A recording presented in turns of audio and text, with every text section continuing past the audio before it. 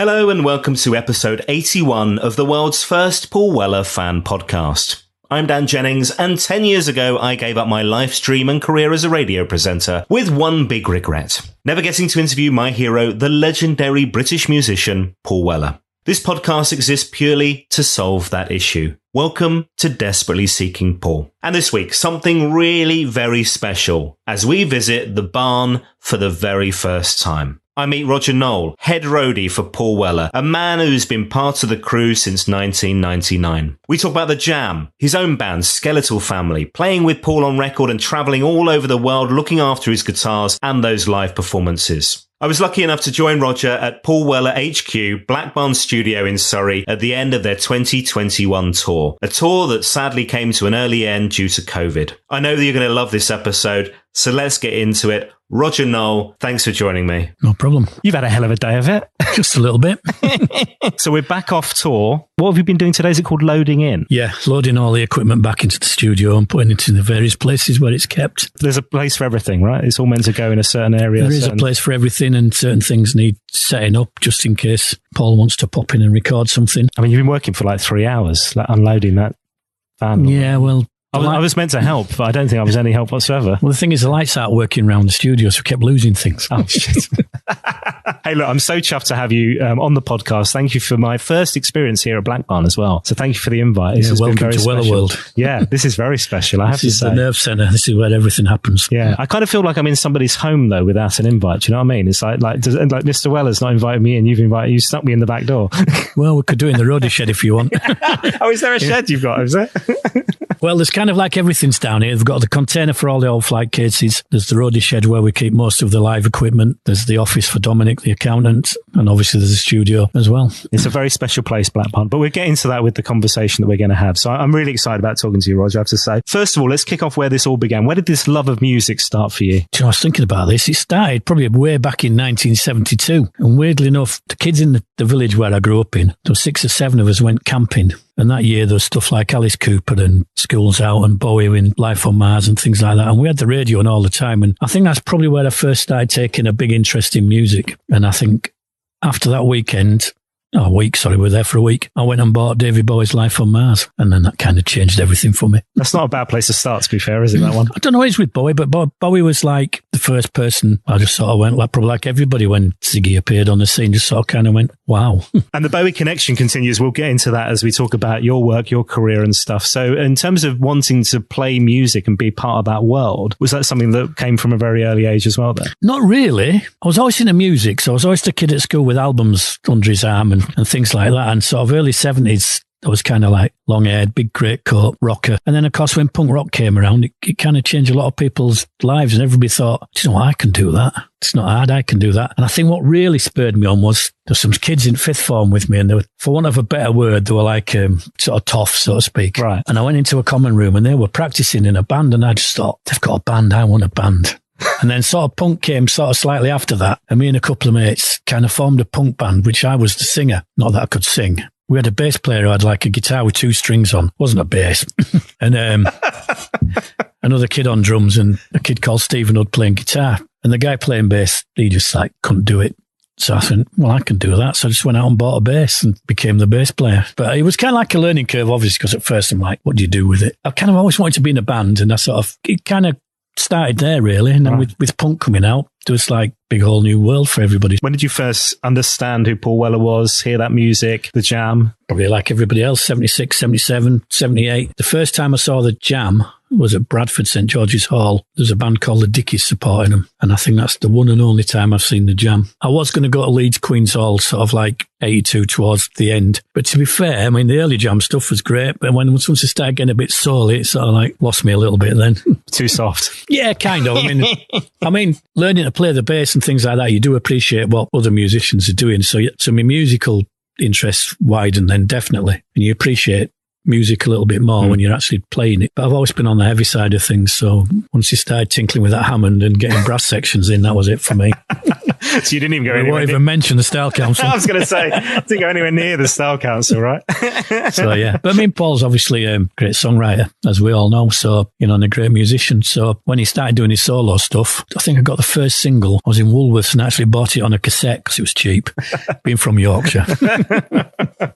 Into Tomorrow. Yeah. Yeah, I mean, that still stacks up, isn't it? What a great single. Now, around the time that the Jam are splitting then was the time at which your music career as a bass player was kind of taking off as well. Would that be right? About 82 and December 82? Yeah, I mean, the band Skeletal Family has basically been the same three people more or less all the way through. And I kind of formed a band called The Elements with Stan Greenwood on guitar, a guy called Ian Taylor who I used to go to school with, and we've had various drummers and a girl called Jane Tretton. And it's funny because Stan actually only lived about a mile away from me, but because of where he lived, he went to a totally different school. He went one way and I went with the other. And we didn't really meet till I was at Keighley College when I was like 18, but we've been together.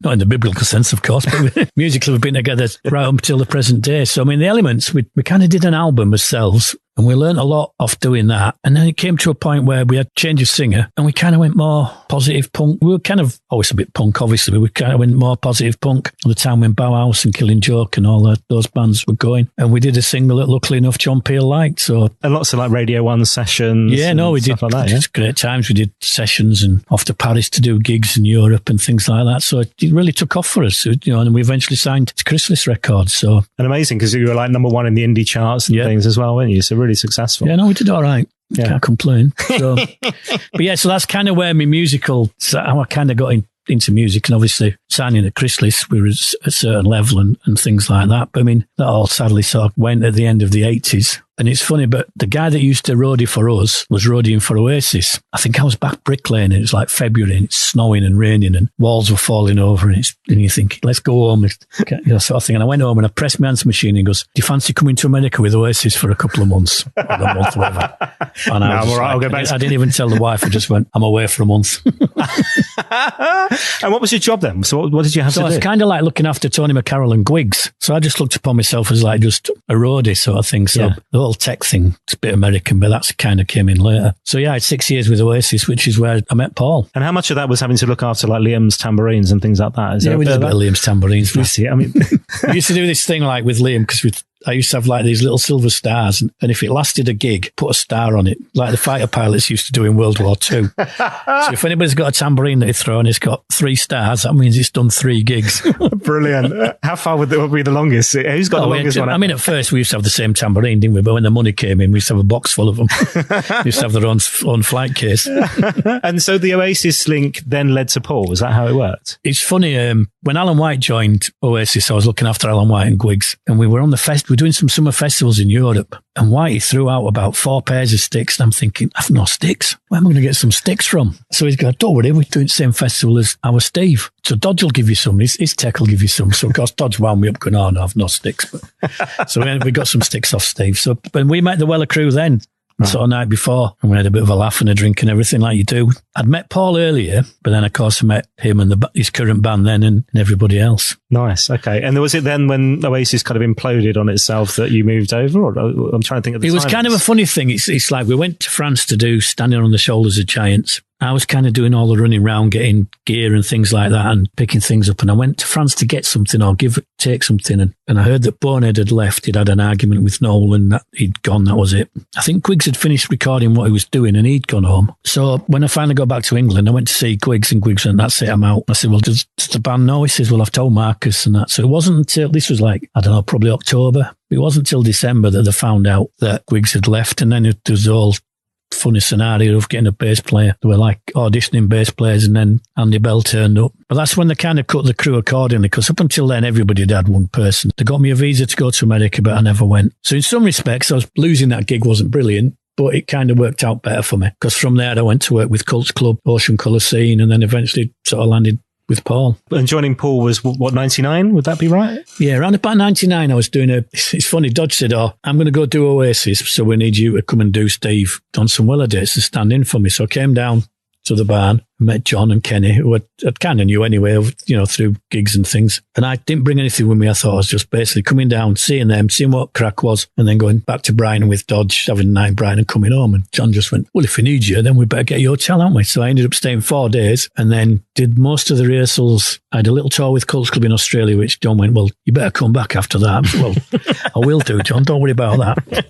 And I did that tour up until October. Dodge came back, and then I was kind of on Ocean Colour Scene. I was booked to do this tour in, I think it was the October, and Paul's then guitar tech kind of left. They were doing an acoustic tour, and Dodge stood in on that, and Kenny just said to me, you do guitars, don't you? So I went, if it means keeping my job, Kenny, yes, I do guitars. I do now. So before you were like drum tech, would that be right? I was kind of like drum tech, yeah. Drums, keys sort of thing. And who's Dodge? Tell us who Dodge is. Dodge worked for Paul for a long time. He worked for the PA that they used to have, and then he was Steve White's drum tech, and then eventually Alan White's drum techs. And who is does Dodge have an actual name? Yeah, it's Roger Aspinall. Okay, Roger. Trying to keep up with all. So now he works with me on Cults Club, so it's Roger and Dodge. Love it. So with Paul, you're right in the thick of it then from, I'm trying to think album-wise, what's happened. So Days of Speed tour's happened, is it? The acoustic tour. And we're now into...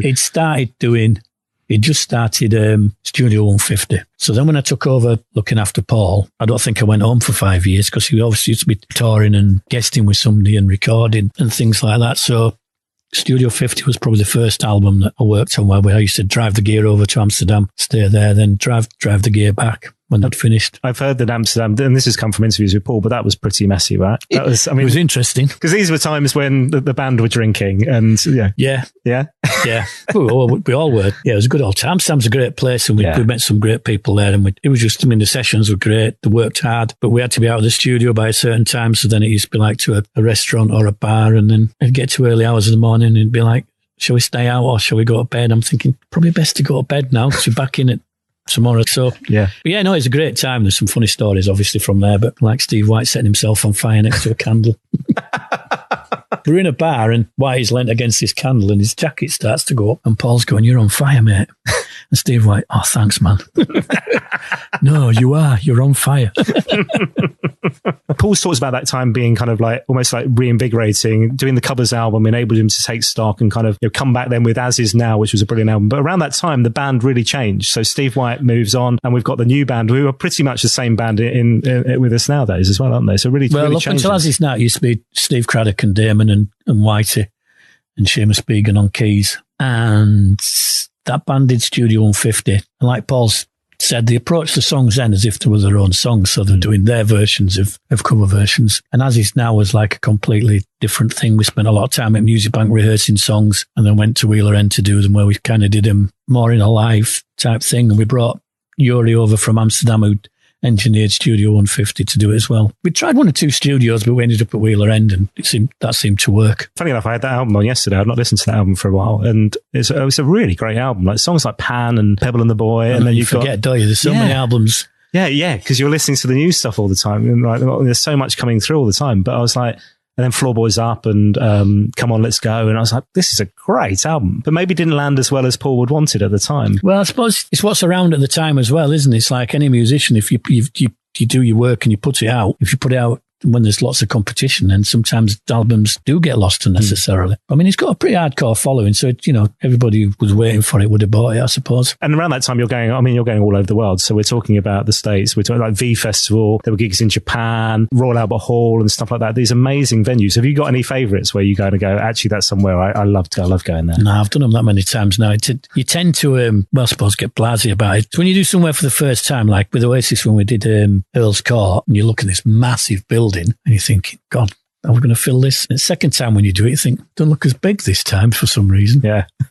So, I mean, I don't know. That's how I sort of see it. Do you now see it as like you like the venue because it's easier to load in and load out? Are those the ones you like more? Listen, the gigs that are usually a pain in the ass are the ones that he loves and so do the audience. So, like the 100 Club. Yeah, we'll just bring that Hammond down the stairs again, shall we? Do you know what I mean? It's like the ones that allow it, like Webster Hall in New York. Oh, we'll just take everything up 15 flights of steps, shall we? Because it's a lift. So, from that point of view, you're thinking...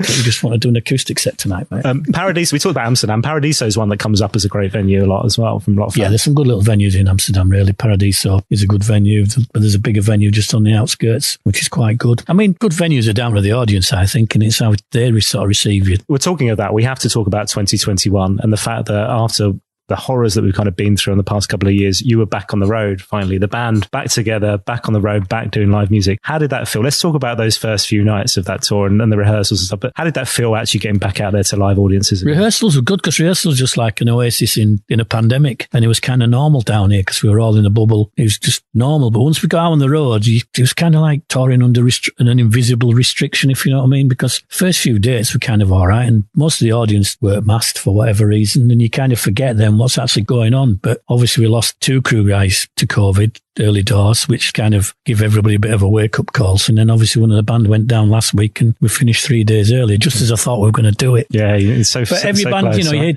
you know, like Genesis, they kept themselves as tight as they could and they lost the tour. You know, other people have lost tours and things, and it's just weird times, really. It's like time stood still for 2 years. That first night in Coventry, and actually the first few nights, that set list was massive, wasn't it? There were like 34 songs on that set list. You will normally learn about 70 in rehearsals. Yeah. Wow. Every time we do the same thing, it's like the band will get 40 songs or 50 songs to learn. They'll start learning and somebody will go, yeah, but what about floorboards? We don't put that in. Or what about so-and-so? And what about this? You know, it's difficult to choose a set. And you're never going to please everybody. You know, you see on social media, people, no, I didn't play this and I didn't play that. Oh, he's played that one again. Yeah. But a massive, I mean, it was like 2 hours, 45 minutes, I think, those first couple of days. Yeah, we had to start 8:30 to get it all in. But when we lost the monitor guy, we stopped doing the acoustic set, and it's still a 2.5 hour set. And I think it was probably one of the better sets he's done because he just used to fly. At a certain point, you think, we've done it nearly. So the encore just used to go like in 2 minutes. Obviously, it wasn't, but it did seem like it. What was the feeling like? Take us onto the tour bus, the first night, Coventry, that first gig. What's the feeling behind the scenes for you all? I mean, itching to get back at it, I would guess. But yeah, I think we are. But some of the older crew were a bit apprehensive, and it needs must. A lot of people have gone 2 years without a lot of money, so they're glad to be back earning. And I think still it was good, but it wasn't quite right, if you know what I mean. It's right. But then again, sort of touring now is quite different. Whether it's an age thing or not, I don't know. But it's not as chaotic as it used to be, shall we say?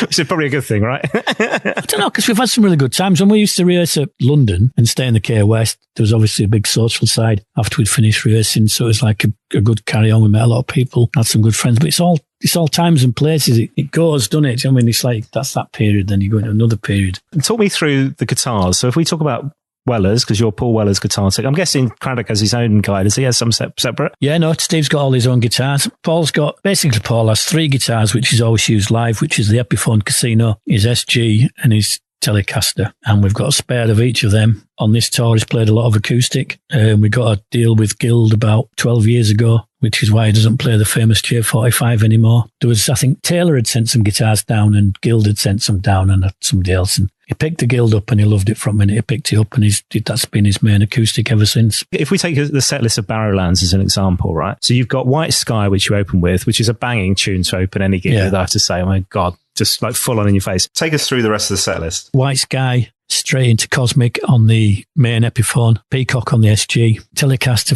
for that Style Council tune. Yeah, My Ever-Changing Moods, and then Hung Up. Then he goes on the piano for Sans Pan, comes back to the acoustic for the next few, capoed acoustic for Treasure, and then he's onto the piano then for Broken Stones, but then it's Changing Man, Porcelain on the spare Epiphone, back onto the piano for 3. And then Clouds on the SG, Wildwood on the acoustic, capoed onto the spare Epiphone for Brushed, and then finishing on the SG. Well done. Well remembered. And then the encores, Epiphone, acoustic, piano, entertainment, capoed acoustic, and finish up with the blonde telly. I mean, that sounds exhausting from a roadie point of view. That's a lot getting up and down again.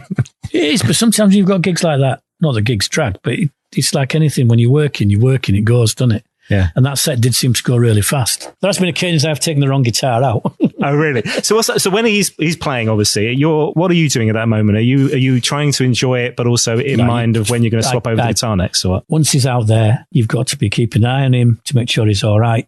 nothing's going wrong. You try to tune the next guitar for the next thing, make sure that's in tune. And it's just kind of like that. It's you've got to keep your wits beside you. So are you always in his eye line then? Whereabouts are you stood? 90% of the time I'm in his eye line, yeah. Right. I think he likes to know where I am in case anything does go wrong. Because there'll be times when I'm tuning and I'm not looking at him and drumstick will hit me. I know there's something wrong. Oh, really? And what type of things go wrong then? Breaking strings is the obvious one, which he hasn't done a lot of, to be fair. Amps deciding not to work is another one. Just little things, even just, it's funny, when he stopped drinking, we had an amp go down because he spilled his water on it. and because of the way we had everything wired in, it took a few things out as well. So, but you couldn't make that sort of thing up, could you? We used to have a piano that used to get drunk a lot of times and stop working, and you spray it with cleaner and try it out, and the next day it'd work until Jack Daniels got spilt on it again and it won't work. And you talk about this COVID bubble that you had to create, but I guess in a way, again, Kenny Wheeler talks about this as well. There's always a bubble in a sense. So pre-COVID, there's always like a tour bubble in a way where you guys are so closely tight knit. It's what happens on tour stays on tour, that kind of thing. Yeah, doubt. It depends on what type of tour. If you're doing smaller venues and you've got one bus with crew on, it's a tight sort of thing. There's a bit of banter between departments and things like that. When you do the arenas and the crews get bigger and you maybe 2 or 3 crew buses, you don't necessarily know everybody who's on that tour. So that does get a little bit like it's a job. So, and other types of tours that really stand out? It's when you get to do like I've done the Fox Theatre in America, and you do like we did the one in Harlem and places like that you've read about. I mean, personally for me, when we did the 100 Club with the Skeletal Family or the Marquee, to me that was a highlight because you've seen everybody who's done the Marquee and you think, I'm doing it now as well. So those really iconic venues. When you think about everything that goes into a tour, I mean, it's bloody expensive to tour, isn't it? Oh, without a doubt. I mean, it's unbelievable. And it doesn't get any cheaper either, especially after Brexit as well. That's made it a lot harder to tour. The problem with Brexit is, not wanting to get too political, is there are a lot of people voted for it who don't really travel. And a lot of older people who maybe thought we had better times when I was younger. Maybe you did, but we just finished World War II, so we're kind of rebuilding the world, weren't we? So There's obviously a bit of work around then, filling bomb holes in and building buildings, but it is a lot difficult. It's a lot harder to even think about. I mean, even my little band, Skeletal Family, you've got to now think about carnets and tax and withholding tax and things like that. So it just make it a lot harder, and a lot of bands just won't be able to afford to do it. Organising a tour and playing live's hard enough already without all that kind of stuff. Well, this is it. And, there's going to be COVID restrictions as well, which might affect us. So it affects who you can take and who you can't take, and not easy. If you join this band, you've a lot of songs to learn, so it doesn't take 2 minutes. Yeah. Talk me through the bit on stage then. So we've started the gig, we're live, Paul's playing the guitar, you're tuning up the next one. That swap over, so he hands you the guitar that he's finished with, barely gives you a second glance, I've noticed sometimes, you know what I mean? It's a little, thank you. Yeah. Straight on. Sometimes I'll go, have you seen front row or whatever, or have you seen that? Oh dear, point stuff out. And then you're straight on to your focus again on what the next thing is. To be fair, Paul's focus as well. Paul's he's in the zone, he's doing his bit. And so there are times when I was at Villagers in London at the Roundhouse, and you popped up with Paul. I saw you on stage coming on. So there are times when if Paul's performing, like he's done gigs with Madness recently and things like that, where you'll go along and be his guitar technician for those. Early days I used to go everywhere because a lot of times I'd be driving him, and we'd do a lot of guesting where we'd turn up with an amp and a guitar, and I'd get it all set up for him to go on and do whatever he does. It's funny because with the Villagers, he said, bring me pedal board. When we got there, the guy from the village got like a little board with 4 pedals on. So I'm here with this big board with his pedal board, and Paul goes, just put one pedal down. He's too embarrassed to pull it. Well, it's not that. I think sometimes he feels it's a bit too rocky to have a big pedal board. There's a question actually. We've got some questions from the fans as well, which we need to make sure we do on this as well. So there's a couple about the pedals. Where was it? So Matt Sapsford, this is going to be a good one, Dan. Cue the rush of questions about pedal boards. Still running with just the Boss FC5, BD2, and RE20 ? I've no idea what that means. They're actual pedals. He has a wah-wah pedal, a Jim Dunlop Crybaby wah-wah pedal, the Boss RE20 Echo, Blues Driver 2, the full FZ5, and a TU3 tuner, and we've recently added a TC Electronic spring reverb. Now that sounds like gobbledygook to me, quite frankly. There's a man who doesn't understand this world at all. What are all those things doing? Well, the wah-wah's obviously going wah, wah, wah. Yeah. The RE20 is modelled on the old Roland Echo unit. He's got it on a setting that he likes, and he can change the tempo and things. Uses a lot on clouds. The BD just gives him a lift in certain solos and things. The fuzz he uses on various tunes. He got spring reverb for little bits in clouds, which he just wanted to sort of highlight. and obviously tuners for tuning. And Craddock's got a whole bunch of these as well. Whenever I watch Steve Craddock's Craddock, got 2 boards with lots of things on. yeah, I mean, sometimes I realise you're at a Paul Weller gig in your front row, and you realise 2 songs have passed by, and I've just watched Steve Craddock because A, he's an incredible guitarist, but B, those pedals and what he's doing, you're like, what the hell's coming out of that guitar? He's amazing. Steve's very good with the pedals, and he changes them constantly to suit whatever he's doing on the songs. So he's got the RE20, he's also got Leslie simulator, compressor, EQ, the blues driver, overdrive, delays, and Steve will change according, to see the set list and he'll change accordingly. The other question I wanted to ask you is how you guys are passing the time when you're on tour. So there's obviously a lot of dead time. I mean, not so much for you because you and your team are lugging the gear in, lugging the gear out and stuff, but there's a lot of dead time, is there? It's funny, with COVID, there hasn't been a lot of dead time because we were tending to get in the building, set up, get everything ready, do the line check, bit of maintenance or whatever, then the band would be in to do the sound check. Once the sound check's done, because the support were going on early, you were a bit more tuning up and then support are on, then it's changeover, then the band are on, and then before you know it, you're packing up. Right. I mean, the normal gigs, when you start going a little bit later, you get a bit of dead time where you can go on the bus or whatever. Some people do different things, like some people go to the pub or whatever, but with this, we didn't. Were you then straight into the next town? So at the end of the gig, you pack up, you get loaded up, and you're off to the next place? We're off. Yeah. Next gig. And what time are you getting to the hotels roughly then? We have a sleeper bus for when we do 3 in a row, and then on a day off, we'll get to somewhere about midday, hope the rooms are ready. If not, it's dump your bags and have a little walk or whatever, and then next day starts all over again. Oh, right. And how big are these buses then? These sleeper buses? Are they comfy? Held 16 people. Right. So 16 bunks. But they've got everything on, there's games, and these days it's all hard drives in it and downloading and things. Yeah. Once upon a time, it used to be cassette players and CD players and videos. Early doors of touring, there used to be a lot of staying up, drinking and doing whatever. And these days, it tends to be a lot of people, it's a cup of tea and bed. Is that an age thing or just a sign of the times? I think it's a sign of the times. I think the younger guys now don't seem to be as keen to have it like we did. I'm not saying that's everybody, but, the people who's toured with us, they've seen what it's done to you, like. I think probably, yeah. I'm only 21, I've had a hard life. And it's just different. I think in general sort of life, like when I was in my early 20s, I used to live opposite the Bolt Makers, and tea time, there's always a big crowd in drinking at tea time straight from work, where maybe it's still in the big cities, but you don't find that's as common these days, and you don't find people doing it at dinner times as common as it used to be. There's lots of pubs closing because there's no trade, is there? So I think the whole drinking thing's changing, I think. One thing somebody said to me was about at the time you were on tour, the Beatles Get Back came on Disney Plus. And I'm guessing, and as Paul loves the Beatles so much, I mean, surely that must have been shown on the tour bus. Did you all get to watch that? It might have been on the band bus, but it certainly wasn't on ours. he's looking horrified. I think the band were just talking about it constantly. Oh, really? I love that. The fact that, because you would do, right? If I was on a bus with my family, my friends, and the Paul Weller documentary came on, we'd be watching it. We'd be talking about it. It's a similar thing, right? But yeah, not on your bus. No way. No, just, there's very few films played on our bus, to be honest. Again, because a lot of people, some just have their own little iPads and go to bed and watch it or whatever, watch their own thing. But no, I think we got the Bond film and we managed half of it before we fell asleep. This is so not rock and roll, is it? This is not what I was expecting. I thought you were hardcore rock. And maybe a few years ago it'd been a bit more interesting. Yeah, well, Kenny Wheeler told me about the cards and and particularly when John Weller was with us, and God bless him. But that was pretty full on, was it? John did say to me when I started, "Would you want any cash or check? You want some cash? Play a bit of cards on the road." And how did you do on that? I didn't play. I've forewarned on that one. Yeah. That man could damage your wealth.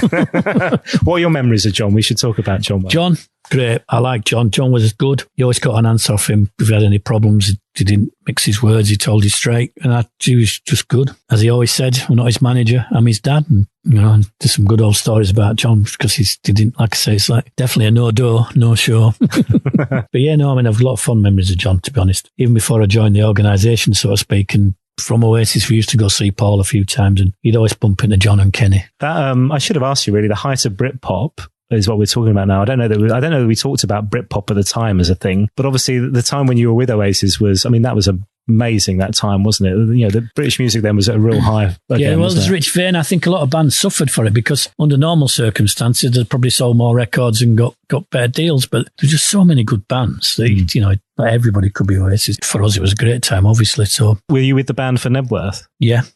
Gave Robbie Williams a lift home. I heard Marty McCutcheon was sick in Mick Hucknall's hair. That was my favourite story about that. Mick Hucknall went to the gig with the long dreads. The week after, he had very short hair. It's funny, we met a few people, celebrities, shall we say. Interesting. People who wanted to hang around with the band. I should also ask you about the albums, because we're here at Black Barn. It would be remiss of me not to talk about the creative process and when they're creating that work. So when do you get involved? Because your role is not just on the roads, you're not just guitar tech there. You're involved here at the studio as well, are you? Yeah. The first album we did down here for me was 22 Dreams. And obviously I'd been to the band, but in those days the gear wasn't kept here. We used to have a lock-up in London. Paul had a couple of lock-ups in Woking. Main part of the gear was definitely the live things was in London. And I think up until that point, he'd kind of used this studio more for demoing. Because of course, back in those days, record companies would pay you to go to the Manor or Studio 150 or whatever. And I think that's when the business started changing. And I think Paul was out of a deal at the time, so he had a free rein, he'd no pressure on him. And he said, right, we're just going to go down to the studio. So I picked him up in London and we came down. And I think he had 4 chords for a song. And at the end of the day, it was a song. Yeah, so we'd spent weeks, months down here doing 22 Dreams. That was brilliant, because it was one where the doors were open and you heard the birds singing on the album and things like that. It feels like it was a lovely time for everybody involved. It was just like any idea try to get me to do God, which I did. Oh my God, no. So Steve Craddock had a go. Steve Craddock had a go, I had a go, and then Aziz sort of come and trumped it, didn't he? Oh, so there's a version of God with you on somewhere, is there? I'm sure it was me, right on down until Aziz coming. Oh, bollocks, Aziz. Because Paul's brief with me is like, read this, but just read it as yourself. Don't try and act it or do anything, just be you. So yeah, Charles has got it somewhere. Oh, it is. See, that's the thing. I was saying to somebody the other day about the fact that if you're a Beatles fan, hearing Let It Be, the deluxe version that's now out with like 8 different vinyls or something, must be an absolute thrill. And I hope in years to come, we'll get these kind of things. We'll get 22 Dreams, the 8 LP version, and your version of God will be on there. Maybe. I think most of what we did went out, which is why it was a double album, really. Yeah. I love that. It's a brilliant album. But then we should also talk about Wake Up the Nation, because you're on there playing bass. They were doing Andromeda, and Paul says, right, I'm going to try some 12-string. I sat at the desk, tuned the 12-string up, and Paul just went, go on then. And I'm like, go on what? He says, just play along to this. And Simon Dine was there, and he goes, oh, it's in D, Rog. So they played it, and I'm just going, can I play it? So I just did the doon, doon, doon, doon, doon, doon, doon. And Simon Dine's going, yeah, that's it. And Paul's going, you didn't nick it from anywhere, did you? I'm like, no, it just came out, mate. So I got me a little bit on Andromeda. Oh, brilliant. And I played on another track as well, but I can't remember. Charles knows what it is. But well, I've got a few listeners. What were the other ones? Sonik Kicks you were on. Around the Lake. I mean, this has come up on the podcast before, but those gigs around for Sonik Kicks was a real challenge as well, wasn't it? So the fact they did the Roundhouse, they did the album from start to finish live, little break, acoustic set, little break, encore. But that was a real challenge by the sounds of things, playing that album from start to finish. How did that affect you as a tech on that? Me, it was just like a normal gig, but keyboard-wise, we did a lot of stuff that was on track. So they had to do a lot to click. So we had like Stan, who sort of mixed the album as well. He came out and did helped with the out front sort of noises and things. But yeah, for me, it was just like normal, tune the guitars, make sure they're in tune. And same job as always. Same job as always, so to speak. I think the other thing I noticed was there's a time where your credits on album changes as well. So this was Saturn's Pattern, and I don't know if you know this, but it says Head Roadie, and then it says Sorry Tech. So it feels like there's a running gag or there's something going on between you where it's just showing the title, right? Paul's like, what's all this tech business? You're a roadie, aren't you? He always calls me his guitar roadie. Don't bother me whether I'm a guitar roadie or a tech. It's an American thing, all this tech business. And let's talk through the latest stuff as well. So the past few years, 2018 to now, we've had 3-4 albums. What's it like when there's that much productivity, there's that much new stuff coming out of the man, and being part of that mix and seeing all that happen? Can't stop him, can you? It's like with the lockdown, it's like, oh, I might as well do another album. Whereas most people have thought, I'll have a bit of a rest and sit on my arse and not do an awful lot. He's back writing songs. I don't think he can sit still, to be honest. I mean, the kids keep him busy these days. You know, he's got a young family, but I think he'll always make music. I think now he's kind of loves this place, and I think he'll always, even if the gigs get less, I think he'll always be down here making music. I mean, the business has changed so much for all of us that when you've been in it as long as Paul, it's probably hard to get your head around how it is now, and you're not getting anything for your 2 pence for your streams or whatever, and things like that. And I think a lot of older musicians who are used to getting advances and decent royalties are just thinking, what's all this? And I've got to say, I don't know how young bands doing. It's never been great for unless you're really successful in the music business and things. So, but it just seems a lot harder. It's a lot easier, but a lot harder. You know, you can record a lot easier, you can put things out a lot easier, but to get noticed and pull your head above the crowd is a lot harder. Yeah. And to make any money out of that as well. Yeah. It's like not impossible, you thought. We used to get it in Skeletal Family. You're selling out. What do you mean selling out? You work for a bank, you're on 40 grand a year. Do you know what I mean? It's like we're still signing on. Yeah. How are we selling out? Talk to me about Skeletal Family, because you're back and there's been a few iterations. So after that kind of implosion back in the late 80s, there's a bit of a break, to say the least, and then you came back together. Well, I think when we finally split up in the late 80s, I don't think anybody... Amory was doing the ghost dance thing, and I don't think we ever thought we'd ever get back together, but thanks to the good old internet, put up like a respective page and we got offered gigs. So we thought, let's give it a go. So Amory couldn't do it at that time. So we've had various singers. And to me now, it's just great to be doing it again. There was an album that Paul and Steve got involved with as well, wasn't there? Yeah, we did like an Amory album, which was still Skeletal Family, basically. And because I was back playing, we did it down here. And Steve said, yeah, I'll do a bit of keyboard for you. And Paul was pretty good because we spent an all afternoon. And if Charles hadn't gone to the dentist, we'd have got a lot more done as well. Yeah, we had to do something. But Paul was like, yeah, let's do this. So it's pretty good. That must be amazing, having like the man playing on your own stuff as well, and your own material. It's really cool. It's pretty good about to say. Yeah. How would you describe the music? Because I've seen it described, you mentioned like post-punk, and there's been like goth rock and death rock, which is bollocks, quite frankly. I don't know what any of that. I don't know what any of that means, because it's actually when you hear those words, you think, my God, this is going to be really heavy and kill my ears. But it's not at all. It's really melodic. It's lovely. I think people have got to put labels on things, and to be fair, you can't sell a tin of beans in a thing. Yeah. People have got to know roughly where you're coming from. So the whole goth thing back in the 80s was like, we're not a goth band. Now it's, we're a goth band. But you're recording again new material, new vocalist, new singer. New vocalist, new material. Probably the best stuff we've ever done, to be honest. And we're just happy to be back making music, and we'll put it out there like everybody else does and hope it's successful. Well, good luck with that. And when will we hear that? When's it? I know Charles is doing some mixing. I'm hoping that Mr. Reese pulls his finger out and he gets out in April. Okay, we'll look forward to that. And he's doing a very good job, I must say. Well, I've heard a few bits here today. Yeah, sounding good. But again, like melody, rhythm, like some tunes, right? It's not it's not what you would expect if you just were to read the blurb, is I guess the point. Now, if we bring it back to Paul and we talk about live performance, at the time of recording, it's December 2021. And earlier this year, we had that very special gig at the Barbican. At the time of recording, we're on the eve of the album being released, Orchestrated Songbook, which is that gig, essentially. What was that like? Because that must, as a guitar tech, how involved were you in that one? Not as much as normal, to be honest, because you did a lot of singing and not a lot of guitar playing. Yeah, because there were times when, he wasn't even playing the guitar. Steve Craddock played a bit more, didn't he? But there were times where it was just him, his vocal, and the orchestra. The whole thing was, how can I describe it? I think Paul, instead of taking control as such, he let Jules do most of the arranging and things. Obviously, Paul liked what he did, otherwise he wouldn't have done it. But yeah, even Paul and Steve, at times where in rehearsals, they'd be talking to him and saying, should we do it this way or do it that way? And I think it was a mutual thing. Paul had heard stuff that Jules had done, and Jules obviously was a fellow Weller fan. So I think it kind of worked. And it's always funny working with orchestras because it's 9 to 5 to some of them in it. So some of them were like really pleased Paul was there, and others were just like doing the knitting and looking.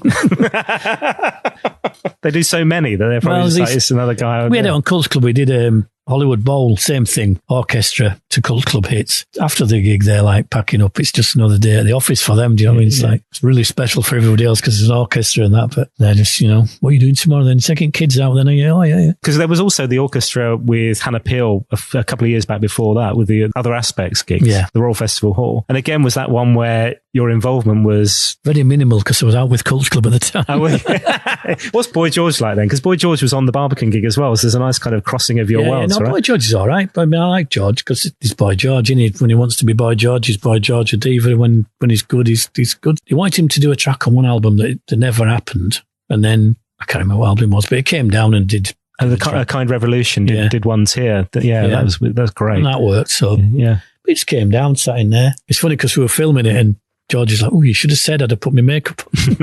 So no cameras. Some more questions from the fans. Joan Ellis, ask him if he's ever had a blasting from Paul Weller and what for. The poor guitar techs usually get the brunt of things. Yes, and I can't tell you. So yes, there has been a bollocking. Yeah, of course, I mean, it's like any working relationship. If you make a mistake or you he's not happy with you, he'll tell you. Simon, I used to play football with him many moons ago and still have a copy of his Sunday League football book. Simon? Which Simon? I thought I got a surname. That's correct. I did write a book about the Sunday League. Did you? In Keighley in 19, whenever it was. And I used to play for the Boltmakers Arms and Morton Village. What position did you play? I used to be goalkeeper and then right back or midfield. He says, can you ask him if he ever took Paul Weller out around Keighley, and if so, where? No, we've not had that chance yet. Whenever he ventures north, it's to do gigs. Tell a lie, he did play Keighley Victoria Hall for me. Did he? Yeah, in the days when John was alive. It was one of the first tours that I did, and the first night was Glasgow. So I said to John, do you want to do a warm-up gig halfway up for cash? And John was, yeah, we can do that. And I said to Paul, are you up for it? And he said, yeah. So first date on that tour was Keighley, Victoria Hall. And it's funny because the Jam was supposed to play there in 78 and they didn't for whatever reason. So that's brilliant. How much notice did you give people that this gig was happening? Was it a last minute thing? Or? It was really weird because the original tour, Paul lost his voice, so he got postponed twice. And I think the original date was November.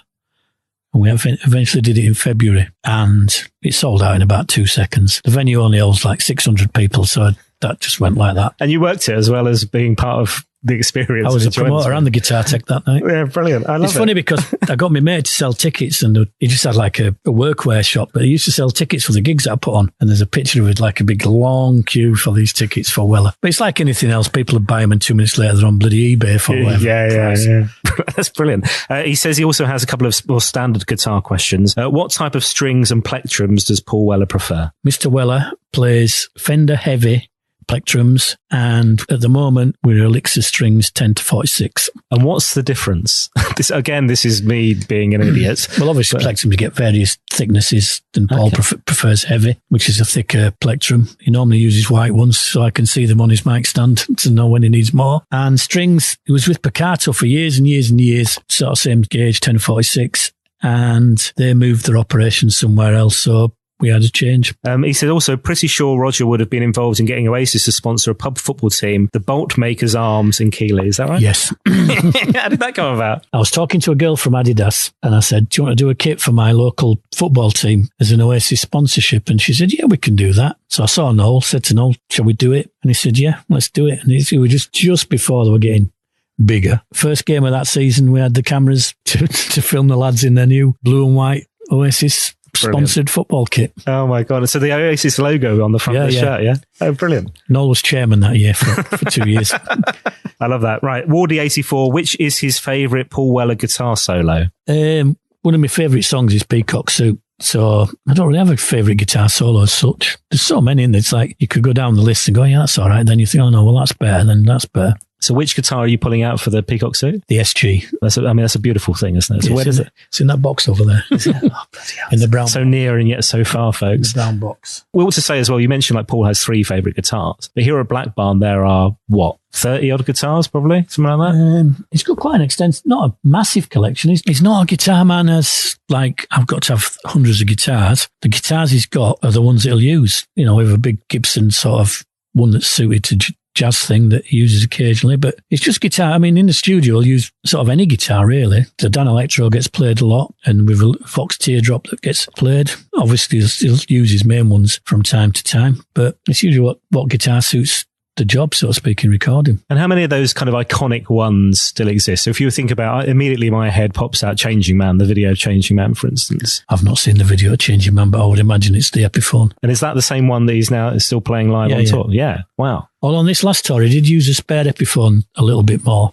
than normal. And I think I just to change as good as the rest. And then the other one is the Jam, the Wham guitar. That's still in there somewhere. Does that come out? That comes out for special guests to see rather than play? No, not really. You very rarely use it playing wise. Okay, let's go to another question from the fans. Class 1 mod. Does Weller still own or play a Ricky? And if yes, has one been used on any recordings in the last few years? He still has 4 Rickenbackers. One a 12-string, one a Pete Townsend signature, and we don't really use Rickenbackers these days. 12-string guitar. So I was at the Declan O'Rourke gig the other week. Every time the guitar tech, I'm going to use that terminology, came on with the guitar, Declan would then spend ages fiddling about with it himself. So I felt like there was a bit missing between the two of them. But the 12-string guitar seemed like a massive pain in the arse. They are a massive pain in the arse. It's just a sound, isn't it? It's a sound that they do. It's not easy to play, but people like them. Paul used to play a 12-string on Wildwood. So I think Craddock now normally plays a 12-string on Paul's 6. some sounds in it. From what I've heard on this podcast, the value of the fans was something that was started out from the very beginning with John and with Paul with the Jam, and still seems to be the case now. Like the amount of things you'll see Paul's signing, this, that, and the other. I'm on Facebook. The amount of cards that have been signed for birthdays that have been sent. Yeah, there's a pile in the office now waiting to be signed. Yeah, but he gives a shit.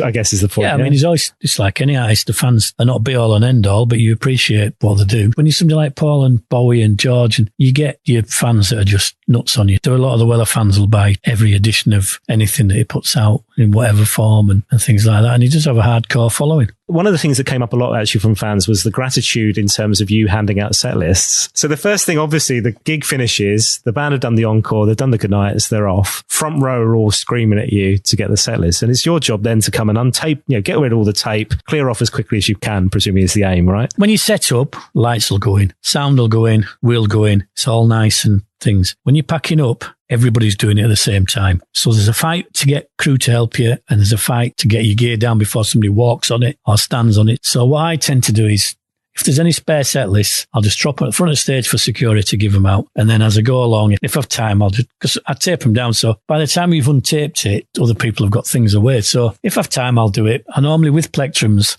if it's used and it's got a jagged edge, it can go to the audience. Being a Yorkshireman, if it hasn't been used, I'm using it next day. Back in the box. You know how much them plectrums cost?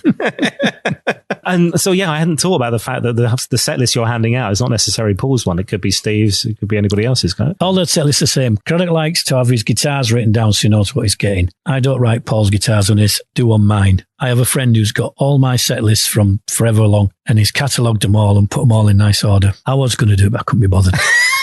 But for what purposes? Is this just something he's because over the years, I can go and use that guitar, he's used nice. This guitar. And there'll be times when he's gone off-piste and he's be changing money and he'll do something else. And I started off doing it, and then I just, over the years, I just thought, I can't be bothered. The thing that strikes me about that is that trust. So Paul doesn't have written down the guitars that he knows, that he needs, rather. Does he knows everything that he's going to use. Does he know? Right, okay. I mean, there was one time when I did literally go out, give him the guitar, got back, looked at the guitar rack, and I thought, why is the Epiphone still there? He should be playing that. Looked on stage and he's got the SG. So of course he looks over at me and gives me the, oh yeah, and I'm going. Because I'd just obviously gone like that. I grabbed what I thought was the thing. So. And did he play whatever the song was with the wrong guitar? I said to him sorry afterwards. And he said, just professional, Roger, go on with it. Andy Picken, I was at a gig in Vienna in 2017 and they tried to play the mid-set acoustic slot twice and Paul's guitar failed both times. Rog got it both barrels on stage. Ask him for his favourite hotel room view. There is no favourite hotels. I keep putting pictures up because I think 9 times out of 10 there's a brick wall with a load of fans on it. I can't remember that Vienna gig. Could have done. See, once upon a time, I got him to use a wireless guitar system on the acoustics, purely and simply because when I do a guitar change, it's electric to acoustic. There's wires everywhere. So when it's a wireless, there's a straight change. So I can take the electric and plug it out. So one tour I decided not to use a wireless anymore. And that's the one tour where everything seemed to go wrong with the acoustic guitar. And I think a lot of it's because the way we route things, when you set up, it's all good. But then during changeovers, stuff gets dropped on them and things like that. There were certain times when it'd work fine and then it didn't work fine. So you've obviously got to sort it out. Oh, God. And that's in the frantic moments of a live performance. Yeah. This is you having to figure out what the hell's going on. Yeah, so I get it. I mean, he's wanting to do his thing and it's just not working. He's not happy. So I'm there to make it work. So yeah, I must have seen this happen. But are there bits where you're like having to crawl around on the stage on your hands and knees, figuring out what's going on while they're playing on? Depends how quick I can sort it out. His pedal board went down once in Newcastle, and he took the band off, so I had to sort that board out to 2,000 Geordies, slow hand clapping. To the drummer's girlfriend sat on the spares box. There is times like that. I mean, like Teenage Cancer Trust for Albert Hall. His amp has a fuse inside, and it's only ever done this 3 times in 20 odd years, but it did it on the first song of the Albert Hall. And so I'm looking at the amp and going, well, everything's lit up. And he's going, so that didn't go down too well. And how did you fix it? What was that? I just put the spare up, but he'd done it once before, and I knew he'd done it, so I was able to take it apart, redo the fuse. He never even knew anything gone wrong. He did it in rehearsals down here. We just had the amp serviced and he's playing in there. And next fuse, it's not working. All the lights are on and he's thinking the worst. I'm going, don't worry, it's only a fuse. Of course, I didn't have that fuse, did I? But you've got to kind of sort of think what could go wrong and sort of things to solve it. Hopefully I do enough with the guitar so they don't go wrong. There was a tour where the acoustics seemed to be going down left, right and centre sort of thing. So that wasn't a good tour. Neil G, I'd ask him that when he's tuning up that treasured Gibson SG that we've heard quite a bit about on this podcast, does he ever have a little pause to take in the fact that he's actually holding onto a guitar that is played on so many iconic songs and gigs? No. I'm just concentrating on getting it in tune and getting it to him. Yeah, not giving him the wrong one. Not giving the wrong one. Could you also ask if I could borrow it just for an hour? Yeah, join the queue. Yeah. Are there any guitars here that have come from other people as gifts to Paul? That's a good question, actually. There's Noel Gallagher's recent signature acoustic. Noel gave him one, so that should be down here unless he kept it because he was on their band bus. There's a Pete Townsend signature. It's normally Paul giving people guitars rather than the other way around. He gave his red Casino to Luke from the Rifles. He gave the black Gibson acoustic to Corin Bailey Ray. He gave the white Strat to one of the lads from the White Room. I think he likes to encourage younger, up and coming musicians. And if he's not using it, there's times when he gives stuff when you think, I wanted that. We should publish a list of the ones you want with this podcast. Well, I have a list of all the guitars and we go through every now and then and go, gone. He sold a couple recently as well, which he wasn't using. When he does sell things, he sells things as they are. He's not wanting to put his name onto it to get any extra money and things like that. I noticed one thing, the guitar cases, they've all got like stickers on and they've also got a date on, which isn't a date that's relevant to now. It's like 2-3 years ago. Is that when you do like the cataloguing and working out what's here and what's left? Bill and myself went through like with them there in his computer. It was number 20 and the date we did it. I normally just have what it is and whose it is. Blonde telly, blue telly. But Bill's got a database. Yeah, Bill's got a big database with everything in it. Yeah. And you're taking out stuff for all of the band, presumably. This is not just you going taking out Paul's kit? The back line that's used on Paul Weller gigs is owned mainly by Paul. We have a Natal drum kit which Ben plays, which is loaned to us by Natal. People like Roland and Korg obviously help us out with loaners when we need backups for certain things. Yeah, mainly everything's Paul's. Ashdown have recently done the bass stuff, so they've loaned us a rig. Fender did it previously, but they're not making them amps anymore, so it's hard to get them serviced. And presumably then Steve Craddock's team are taking his guitars. Steve brings his own guitars, but the amps are loaners from Black Star who do look after Steve. They did the grills, the Peter Blake grills for him. This has been so great, Roger, I have to say. It's been so lovely to spend time here at Black Barn. What do you think's special about this studio? I don't know, because it used to be a commercial studio before Paul bought it. And there's a lot of people recorded here like Mannix and people like that. But having recorded here myself, I don't know, it's just like a good vibe in it. But everybody who comes seems to just like the vibe that it gives. You mentioned about giving away stuff. There was a story I read the other day about some mates of yours, I think it's Loafers. He's given away a piano, hasn't he? Basically, we had a piano where that jukebox is there and it was like, just get rid of it. So I knew Mark at Loafers would have it. He was a bit over the moon, really. This is Loafers in, where is it, Halifax? It's a record shop, yeah? Is it a record shop and cafe or something? Is that right? Or record shop and cafe, yeah. Yeah, so hi to those guys. But yeah, so imagine, so Paul just decides doesn't want the piano, get rid of it. Yeah, so I thought, I know somebody will have it. And sure enough, he did. But it was funny, his reaction with it. Because he came down to pick you up and see, for me, I'm probably just a bit blasé, because the only person I've really had butterflies in my legs got a jelly is when I met David Bowie. But other than that, week before I was like talking to Madonna or whoever. To me, it don't bother me. I mean, even when I first met Paul, it was just like, I'm sat at a table in a hotel. I'm going, there's Quiggs, there's Noel, there's Liam, there's Paul Weller there. I knew he was and everything. But so when people meet people that they're just normal to me. I mean, I get it when they go, oh, I can't believe I'm here and all this sort of thing. So I do get it, but we just take it for granted, really, I suppose. Yeah. And I suppose at the end of the day, he's just a person, right? It's just end of the day. Well, you get people who go, do you talk to him? I go, no. I go, do you want to thank him? I put it through his interpreter. Of course we talk to him. But then again, you get American acts and their tour manager's going, don't look at the artist. Don't speak to the artist. So, Paul's not like that. But you guys are like having curries together down at the Ripley, curry garden and all that, right? Yeah, no. Well, it's like when we did the Villagers thing. We just had a walk into Camden. Me, Paul and Jez went down to, what was that mod shop that he goes to? Modfather, yeah. Modfather, yeah. Didn't interest me, but got to say, that's the worst thing about working for Paul. He just can't give me any clothes. You get nothing. We get all these freebies that come down here. There's nothing for me. I'll be lucky if there's anything in black. The mod thing is not, it's passed you by. Paul's going like, do you want anything? I'm going, no, you're all right, mate. I will say I have bought some Dr. Martin brogues and I'm thinking of buying some Dr. Martin loafers. So he's like, yeah, you're coming over at last. Moving to the dark side. When the 2021 tour started, you posted on Facebook, Bath, the A-Team, and then you had the 3 guitars hashtags, which I thought was great. Remind me again which guitars Paul takes on tour then. 3 main guitars are his SG, the Epiphone Casino, and the Blonde Telly.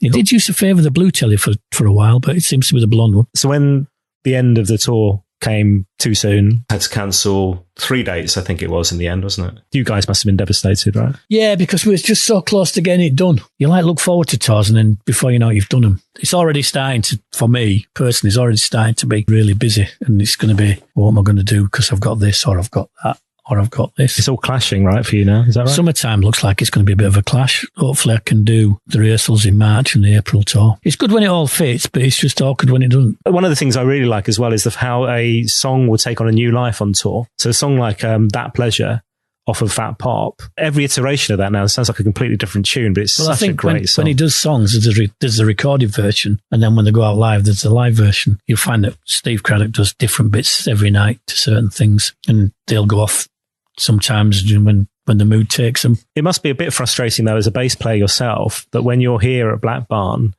Paul's bloody good on the bass as well, isn't he? So, like, if it was just like the few of you here, like Charles is here, you're in, and Paul can do the bass I think bits, when it comes to playing bass, I'm well down the queue. It's Friday, I'll get my fuzzbox out. That must be bloody annoying, though. Crofty's a great bass player. Josh, who's just stood in, he's a great bass player. Steve Craddock's a great bass player. These are all sort of like musicians who are top of the game. And one thing I've noticed, they're all like what you would call these days like multi-instrumentalists, right? So they can play. Yeah, I mean, even Ben, who's like a drummer and a genius on the electronic side of things, he'll get up and have a go on bass. And, Tom's quite good. Tom can play bass, guitar, drums, and whatever. So they are all sort of kind of real musicians, or working musicians, what you want to call them. But very different these days as well in terms of the younger bands, the younger artists and stuff. It seems like they're all less into carnage, is what I can see. No, I think so. I think you're right, definitely. And it's like I stage managed something in Bingley a few years ago, and a young band come on, and the kid was a bit like Ziggy Stardust, and nowadays that just looks funny. It's I sort of appreciate what he wanted to do. I think for other people, it's a bit. Yeah. It's done now, isn't it? And I do think this business lacks characters and people who do throw tellies out of windows and things. And the glide now on a bit of a flat screen thing. Yeah. Take you about 3 weeks to get down there. Because that's the thing, at least you can say when you talk about like Liam Gallagher and people like that, it's, that front man type person, figure doesn't really exist, is it? Liam would be the same if he had 10 pence in his pocket. Money don't affect him. Liam's Liam. You see what you get. But you do wonder where those great frontmen, the next great frontmen are going to come from, don't you? Yeah, I think everyone's a bit too polite these days. Probably chaos with thank you. Yeah. Please. Chaos with manners. But a really great band, a really tight crew. Everybody talks about the kind of the Weller family here at Black Barn. Yeah, I mean, the people in the band are all good. It's just good, innit? Yeah. No egos either, right? Not really, no. Everybody's sort of kind of on the ground. I mean, they've all got their own stuff as well, so they're all busy when they're not busy. The tour bus and the tour experience is different now, though, in the sense that because everybody's got their internet, they've got their mobile phone, presumably there's a lot more where people are just doing their own thing on the tour bus. Yeah, no, absolutely. And I think same with hotels, you don't need pay TV, you don't need to get ripped off on the phone. Everybody's got their own mobile and iPads and laptops and things. And first thing on anybody's lips now is like, what's the password for the Wi-Fi? They used to ask for something very different in my day. That didn't involve electricity. One other thing I should ask you talked about Paul being back on the road, and I should ask you about Skeletal Family. What about you? Live performance? We've no plans on touring. We just want to get this album finished and then start promoting it with a few videos and things. Because Anne-Marie's left, a lot of people are big fans of hers. So every time you get a new singer, you're kind of proving yourself again. I mean, I personally think this is the best material we've done ever, because I like to think that we keep progressing. In our scene, there's like any scene, there's a lot of people who just want to live in the past. So I can fully appreciate why Paul did split the Jam up, and I fully appreciate where he's coming from now, where he wants to do new music all the time. Yeah, and keep pushing forward. And even though there were greatest hits within the 2021 set list of Paul, we had quite a lot from Standing Road, for instance, there was a lot of new material, isn't there? And and I think his 2 albums that he couldn't play till now. I think if we hadn't have had the pandemic, we'd have done On Sunset, we'd have toured right up until now, and then he'd have started doing Fat Pop now, because we couldn't. And we should say, so people who, in terms of your material, we've had a single with the new singer so far, is that right? We've recorded 15 new tracks, all down here with the lovable mysteries. And does Paul pop in? How does he feel? You mentioned about the kind of, there's no crossover with clothes. How does he feel about your music? It does pop in from time to time if we're down, but the 3 or 4 recording sessions we've had recently, he's not been around. He's either been away or he's not been here. But he's interested, he really liked the first session we did, wasn't too keen on the second. And he thinks it's best stuff we've done. That'll do for me. Well, look, thank you so much, Roger, for your time. I have 2 final questions for you before you go. Number 1, you're allowed 1 Paul Weller song for the rest of your life. It can be the Jam, the Style Council, or solo. What are you going to go with? so many in there. Peacock Suit. Oh, that is a great tune, isn't it? It's just so hard because it could be floorboards, it could be eating rifles. You know what I mean? It could be any of them sort of things. Did any of the songs on the 2021 tour surprise you in terms of the reaction they got? Not really, but I'm glad he did Brush because I've wanted him to do that for a while. That's great, isn't it? Yeah. He did that on the Forest Kicks, didn't he? Did he do that on the Forest Kicks? I think he did. It was on the list and we didn't do it much. Yeah. My final question for you then is, purpose of this podcast is not least to meet amazing people like yourself who are connected with Paul, have amazing careers themselves as well and super talented, but it's to get that interview with Paul Weller that I never managed in my radio career. If it happens, and it has to happen here at Black Barn, I hope you agree, we have to be here at Black Barn talking with Mr. Weller. What should I talk to him about? We talk about music, a little bit of football, mainly music, why I dress in black all the time and don't wear Fair Isles. And we kind of same age, so we kind of grew up in the 70s, you know, the same sort of things. Everything that were going on in the 70s, like, can you remember them American Civil War bubblegum cards and things like that? He does, do you know what I mean? So it's that sort of thing, you know, we can talk all day about. And we're a couple of old geezers talking about what it used to be like in the day and all that sort of thing. Because, you know, like I said, it's massively different for him now to what he does. And yeah. I suppose in some respects he doesn't see the rewards that he used to do, which obviously isn't good in any sort of thing. We're all the same. It's like, you know, the whole world around streaming, and I saw him talking about this in the Times the other day. He did an interview, and here at Black Barn you've got all these amazing gold, platinum discs of, you know, the Jam, the Star Council. Yeah, I mean, you look at the numbers there for 250,000 for a single. If you sold a single now for 250,000, you'd be number one for a month, yeah, or a year even. And it's not like the amount of time that's passed since that. It's not massive amounts, but it's completely different, isn't it? Yeah, no, it's over the last few years, especially the last, say, 10 years, it's escalated where things are changing more or less monthly. Music Week, the big music magazine with the charts in, now it's monthly because it's not needed weekly. Yeah. There's no Sounds Enemy and things now because everyone's got it on the internet. No music programs on TV because they've got YouTube. I mean, YouTube's a goldmine, isn't it, for certain things, but that's all my kids watch is YouTube. Grown men playing computer games for kids, and they'll watch that all day long. It's bizarre. I just can't get my head around it. You mentioned football. Here at Black Barn, there's a Chelsea flag. So do you talk about, is Paul a proper Chelsea fan? I am. So is he? Yeah, no, that's his team, Chelsea. Back in the 70s, Chelsea was his team. He's probably more into football now because one of the twins, I think it's Bowie's a big Liverpool fan and plays football and things. So they've got that rivalry. Final question I should ask you. So obviously you're the guy who's in charge of the guitars. You mentioned fashion earlier on. Who's the guy who's in charge of the fashion? How do the suitcases, the bags, the suits, the clothes, how do they travel around? And we have wardrobes for all the clothes. There's only one man in charge of fashion, and he stands at the front and sings. That would be a lot of pressure. I don't know what's more valuable, the clothes or the guitars. There is one person on the firm that can talk close to him, and Craddock can talk close a little bit, but Andy Lewis used to talk close. Roger, this has been such a delight. Thank you so much for A, agreeing to do this, B, for giving up your time after the end of a really ridiculously busy day unloading everything from the tour and stuff. And let's hope we get back on the road in 2022 and see you back out there. Yeah, hopefully we've got to live with it, haven't we, at some stage, so hopefully things will get normal-ish. And good luck with the new material for Skeletal Family as well. Yeah, go out and buy it when it comes out. Don't be streaming it for free. Yeah, you tight bastards. Thanks so much for your time, man. I really appreciate it. No problem. Well, there you go. What an incredible experience. Who would have thought that when I came up with this nuts idea that I'd be heading to Paul Weller's HQ Black Barn studio? Amazing. My first and I hope not my last visit to the barn. Fingers crossed. And my thanks to Roger. What a brilliant guest. Fascinating stuff. Check out my website for more details about our conversation. Thanks for listening. Make sure you subscribe wherever you get your podcasts. We have some very special guests coming up. Omar, Tracy Young, Max Beasley is going to be on the podcast. And of course, our very first live shows with Gary Crowley and Steve Tufty Carver. Tickets on sale right now. Paul Weller Fan Podcast. If you've enjoyed this episode of the podcast, please share on your social media channels. Help to spread the word. You can get in touch on Twitter @WellerFanPod or on Instagram and Facebook, Paul Weller Fan Podcast. You can also buy our exclusive pin badges. And if you'd like to get me a virtual coffee, that would be lovely as well. Just go to paulwellerfanpodcast.com. I'll see you next time.